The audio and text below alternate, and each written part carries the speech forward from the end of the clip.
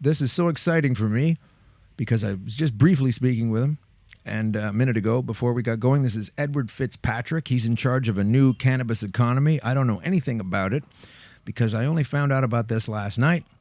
He contacted the show page and hello. There he is, Edward Fitzpatrick. How are you today, sir? Very good indeed, Alan. It's nice to speak to you. It is nice. Sorry for the wait. We got held up by a couple of things and I lost my head. But I wanted to ask you... I've been watching the show and I've been learning, so it's all good. Oh, good stuff. Thanks for tuning in. So Edward is in England. Whereabouts are you? I'm in London. London. Yeah, I've heard of that one. And thank you for mentioning our great MP here who was standing up for earlier in your show. Yeah, absolutely. We feature him all the time. Can you tell us about him from the perspective of a Brit who sees him daily? Because I'd not heard of him until I'd done the research.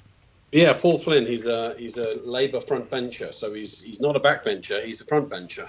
Right. And he did a very, very brave thing, and that's a good thing for the country. We've also got Oxford University conducting studies right now. We've got articles in Tatler magazine. I mean, it's happening here too. All the stuff you're talking about is happening here slowly but surely. Absolutely, yeah. So what was his record before this, or how was he perceived by the public before he came out with this break the law statement? Well, he's a front bencher, so he's perceived, to be a very serious politician, but he is a little bit of a rebel. But then some of them are. Not all politicians are bad. No. It just seems that their honest intentions and their desires seem to get swallowed up by the machine as things move along. That's the unusual thing about Paul is he's quite an elderly gentleman, so you would have thought that if that were the case, it would have happened to him a long time ago. But I agree with you. I think they go in with great intentions, because why else would you want to be a politician, right? Right. They go in with great intentions and they soon get consumed by the populace. You don't have to dig too deep in the history usually because, you don't have to dig too deep because they'll campaign a certain way in the election, particularly if they're kind of favorable because the home party, the existing party is losing favor. And they say all kinds of wonderful things about the changes they'll make compared to who it is they want to replace. And then we go right back to the same very similar or identical policies in many cases. That's what's happened here in Canada with Justin Trudeau. Flipping from blue to red, it hasn't been really any kind of policy notice change whatsoever. Yeah, it's the same here. I think it's pretty much the same everywhere. It's just a degree of the same stuff. Billy Connolly, a great Scottish comedian, said it the best. I've never voted because I don't want to encourage them. Exactly. You're forced to participate in a scam, and it just keeps swinging like a pendulum. George Carlin over here said the same thing, and they're both gone. Or no, Billy's still here. What am I saying? But George Carlin said the same thing. You're participating in a game that's rigged. You don't really get what's done. Look what happened in the DNC. I mean, it's not American people picking. It's a company that favored a certain person. They changed the rules inside when they didn't like what was happening. Man, that's not democracy. No, of course not. But we don't need to talk about democracy. I want to talk about why you were listening to us and why you liked the page. And tell us about all of your crazy numbers. I'm sure there's a lot of fun stuff in there because I say again, I haven't been able to take the time to read through everything. Yeah, don't worry. And I'll, if you're bored at any time in your life, I'll bombard you with a bunch of stuff. But here's the way I see it. I see that all the stuff you're saying is correct, and it's all great, and I'm learning a lot from you, so I'm grateful to that. But this market is going to have to grow with some structure, and so I've got some fintech expertise, and we built a stock exchange platform for early stage companies because I believe that's another Rockefeller nightmare out there, that they're controlled markets, and the DTC is a private corporation, as is the Fed. But and so I think the stock markets of today are not fit for purpose for early stage companies. Most companies in the cannabis space are early stage companies, and they lack some credibility because people don't know who they are, where they've come from, what they're doing, whether it's legal. There are some strange laws in the States that you can't invest in a cannabis company if you're in Colorado. If you're to Washington State, you can't. There's lots of things that you can and can't do that that regulation needs to try and catch that guy or somehow stop him from doing it. But if the law's the law, then we're happy to comply with it vis-a-vis whether a guy can buy a security or not. And so what we're trying to do is bring all of those companies that are in the cannabis space and put them on an exchange where they can be rated and they can have investors and they can get followings, and we can have a fit for purpose ecosystem for cannabis companies. So you had an infrastructure there that was basically the infrastructure you're talking about needs to be changed. The way if you have a gym bag and you go to the gym to work out, and then all of a sudden if you're going to buy some skis and do that, you can't put your skis in the gym bag. The whole thing has to be torn down and rebuilt.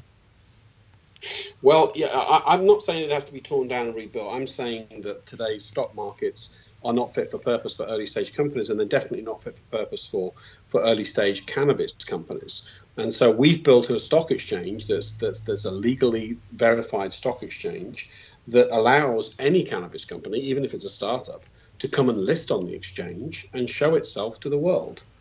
And, you know, we've just been inundated. I mean, when I mean inundated, I mean inundated with inquiries and positive attitudes towards what we're doing, because it's the missing piece for me. We've got no competitor in this space, although the market is growing and growing and growing. Like I say, we've got articles in Tatler magazine, and the headline is "Cannabis is a wonder substance that can help the sick and make investors very rich." That's the headline. And so what people are reading about this, and if we want to help people like you that were sick, that got better because of something that's natural that we should be our right to use, then I think we need to bring some structure to it. We fight the naysayers by bringing corporate structure to it, because the difference today with the Rockefeller scenario that you were talking about is knowledge. He had all of the knowledge back in the day and didn't share it with anybody. Now the knowledge is everybody's. Anybody can listen to your show, anybody can pick up what you're saying, anybody can read for themselves. Yeah, it's all there. And I don't think that can be fought today. I think this is the time that this plant sees its natural place in society, and we want to bring some corporate structure to that to help it happen. Well, that sounds like a good idea, and I think you're going to get both from us. You're going to get interest here from the show and questions from the show, because this sounds to me like something that we definitely need to be doing, is to be part of this particular deal, because it comes down to there's so many applications for what can be used in never mind in a leisurely capacity, but in a health capacity for cannabis, that it's just become so evident now to everybody that has their eyes open that it's a criminality if one person is told they can't access it, and so many other things disappear, and with this, so many medical conditions absolutely disappear. The citizens respond to the challenges of the outside world and its geopolitical machinations. You picked up a great point earlier that I'd want to use to companies that are coming to us and say, toxic plastics. So create hemp plastics, and let's go take that. Yeah. And so let's go build companies that make hemp plastics, and let's go break down the toxic plastics and build enormous companies out of that. You've got the ecosystem today to do it. We have a stock exchange. You have people that want to invest in this thing. You have people that want to create these things, and you definitely have people that want to buy these things. There's your market right there. Yeah, that's absolutely true. And I think that as soon as people realize that, as we were saying before, I mean, I said it out of my head the other day, but it turns out there is a chewing gum company. You're going to have a flooring company. I mean, you can make blinds out of it. You can make clothing out of it. Maybe you can power vehicles with it. I don't know. I mean, it's still an oil. It could be synthesized in that way, and then the byproducts aren't going to be so terrible as the oil that we're stuck with now. Yeah. Well, you said another thing on the show, which is why I'm saying I'm grateful, because I'm listening to your show. Is on a different show you were talking about that they're figuring out now how to tax it. We need to spend more money because we've got something that's now legal and it's going to cost us more money to police it.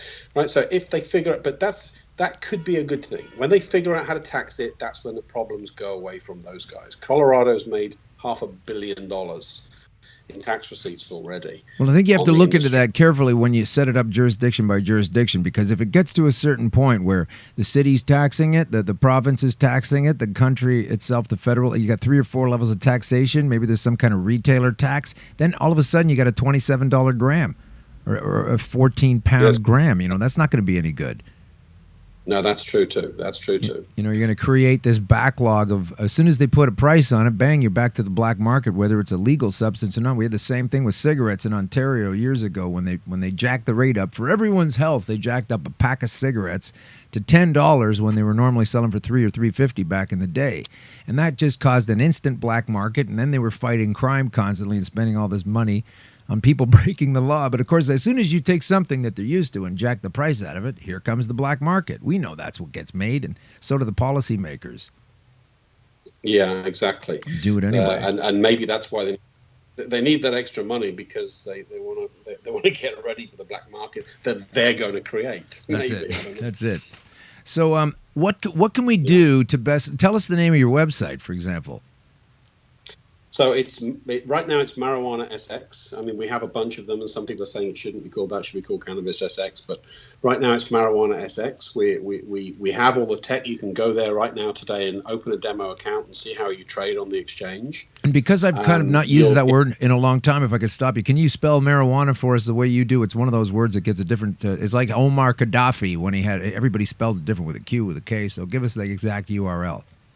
Okay, so it's MARIJUANASX.com.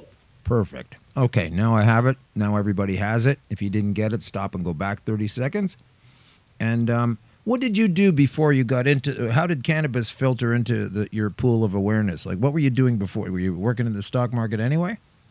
Yeah, I've been for 30 years. I've been running my own private equity fund, and so I bought this fintech thing, and I've created a bunch of different stock exchanges fit for purpose, because I can't stand that the stock exchange market today is ridiculous, and the shorting capacity is, for early stage companies to be able to short an early stage companies is just ridiculous. It's it can't withstand shorting pressure, so it's easy for people just to short the stock to zero.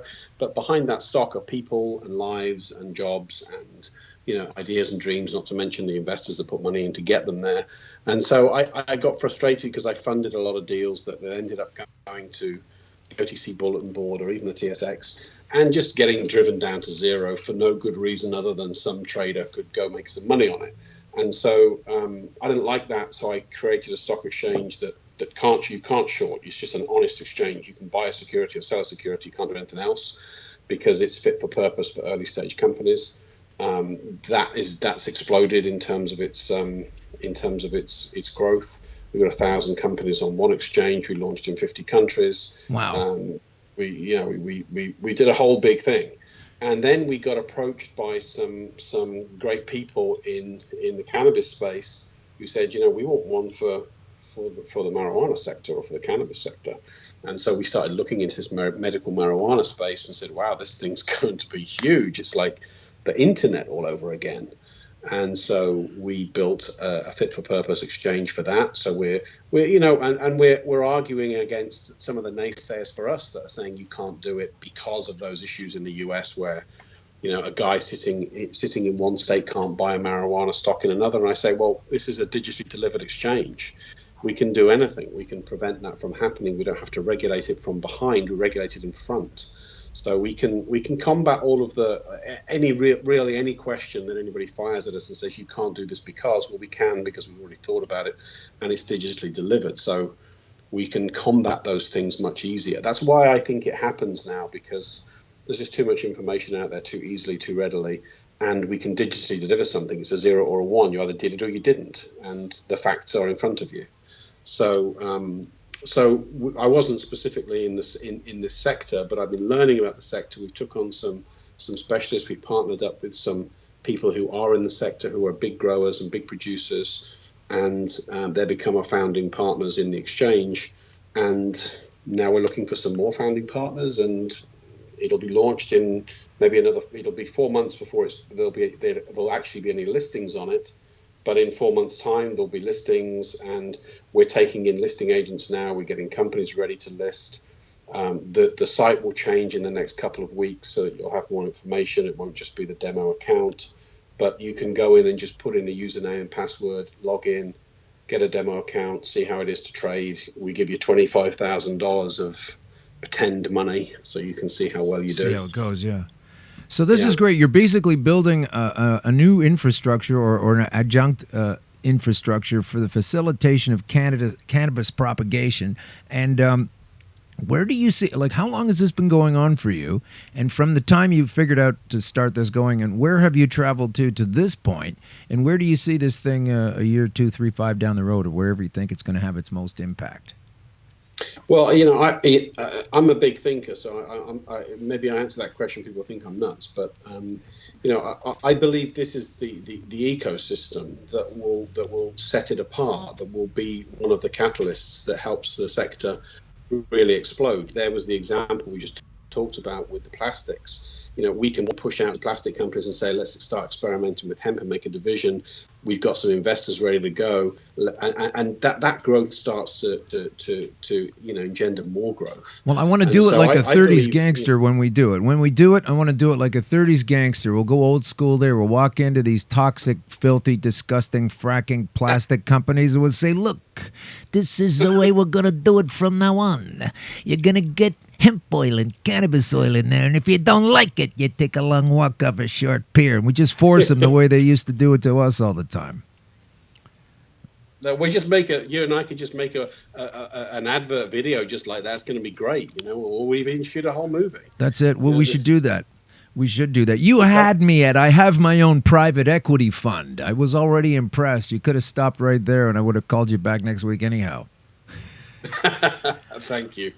So listen. No, I'm excited, and I'm really grateful. I can tell you're a very knowledgeable guy. I know it's a very personal journey for you. Oh, for sure. You're obviously very knowledgeable about the space. So I'm watching the show because I'm learning from you, and that's what people should be doing. Well, I'm looking forward to learning from you, and I'm looking forward to you coming back. But I'm going to be contacting you privately in between to see exactly where we stand, because this is the thing about the cannabis. I don't know exactly how you got to this awareness, but so many of the things that I've been able to do, I was granted this ability through being told there was no other option. So my clock was ticking. I had several 10 to 12 months, and I knew it was going to get terribly, awfully shitty before that.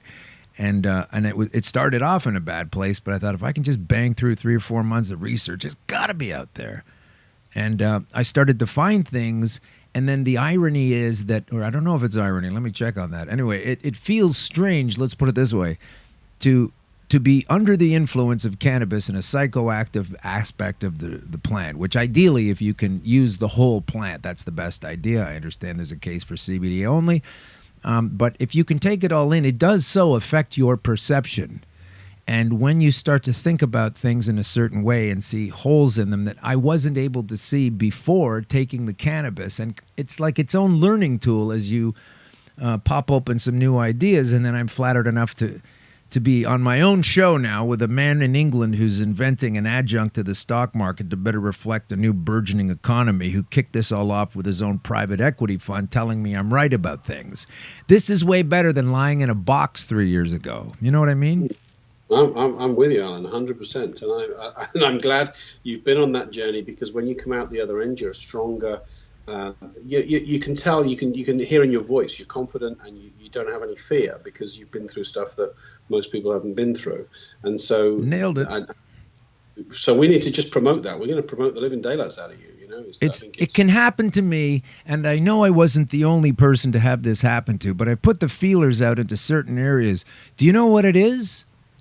There's another website out there we're going to feature some folks from this show on, because I just learned of this yesterday while we researched you. There's a website out there, and I'll get it up by the end of the show, and it helps people come out of the cannabis closet. It isn't the sexuality thing. It's a, hey, I've been using cannabis. I didn't want anybody to know about this because I didn't want to get scorned from the industry that I work in, and I didn't want to get in trouble, and I didn't want anybody to know I had cancer, and I didn't want anybody to know I was scared, and then they're looking at me funny, and I'm losing weight, and some people paranoid enough to think it's contagious, and I just want to keep it quiet. I want to fix it up with this little Rick Simpson oil and try that, and then I'll get back to normal, and then I won't tell anybody, and then I'll be normal again, and then it's just a business as usual.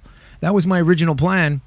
And the more I started to realize how effective this was and how powerful it was, I didn't have the choice at my fingertips of keeping it a secret. I don't think anybody decent who went through what I went through.